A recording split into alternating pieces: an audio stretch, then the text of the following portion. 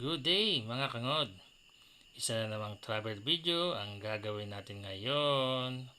For today's video ay samahan nyo ako. Baybayin natin ang Trece Highway to Gentry Highway. Then left turn tayo dun sa Pamanggaan Highway. Yan ang route topic natin ngayon. At ayan, kakarangkada ko pa lang. Naipit agad tayo sa traffic. Dahil ina-open na pala ang left turn ng mga sasakyan na papuntang Trece. Pwede na kasi silang lumiko pakaliwa diyan sa Walter para iwas volume ng mga sasakyan.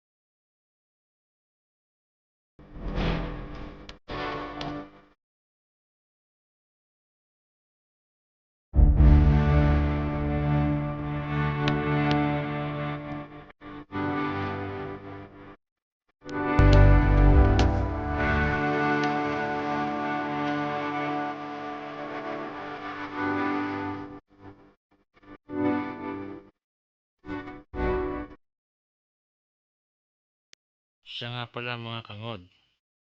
Yang may kita niyong tulay na madadala natin ngayon ang sinasabing pang-13 tulay mula sa Aguinaldo Highway, Dasma. May share ko nga pala. Ito'y kwentong barbero lang pero may katotohanan. Bakit? Kasi napatunayan ko na totoo ang kanilang mga kwento-kwento.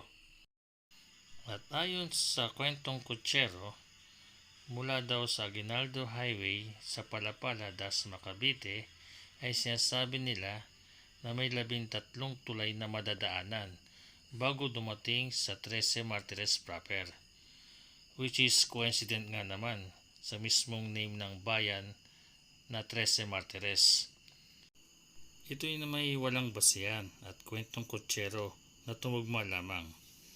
Kaya yan po ang itatampok natin sa mga susunod na video na aking content. Kaya mga kangod, abangan nyo ang gagawin nating pagbibilang. Pero bago yun, ituloy muna natin ang road trip natin. Tara, let's go!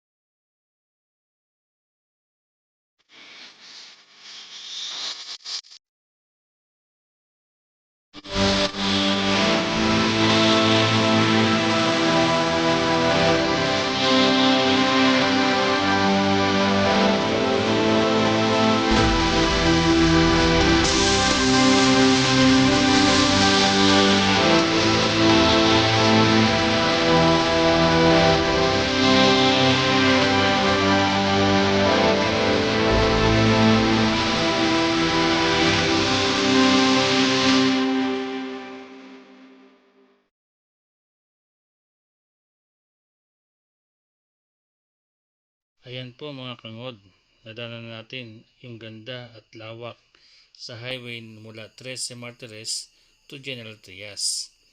Ang purpose naman po kasi ng video natin ay para makatulong sa mga future rides na gagawin ng ating mga kapaps na magagawin sa lugar na ito para magkaroon agad sila ng familiarization sa kalsada para sa kanilang safety na din. Usually sa mga rider na gaya ko, kapag napunta ka sa unknown place, medyo mangangapa ka talaga, di ba?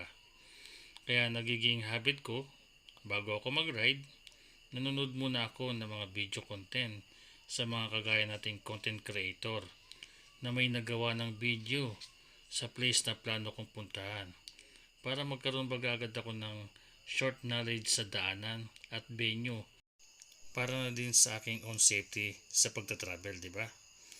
Kaya sa mga may future rides diyan, huwag mawawala ang set plan sa travel tour nyo para yung travel maging enjoy at chill talaga. Kung kayo ay hindi taga Cavite at gusto mag-ride papuntang Kabyang, sa 13 o sa Tagaytay na di pa nakakadaan dito, magkakaroon sila ng idea sa place o kalsada kung mapapanood nila ang video content ko na ito, na kahit medyo limit sa time ay hopefully sana makatulong ito sa inyo. Kaya sa mga nanonood dyan, pakishare na din po ang video na ito mga kangod.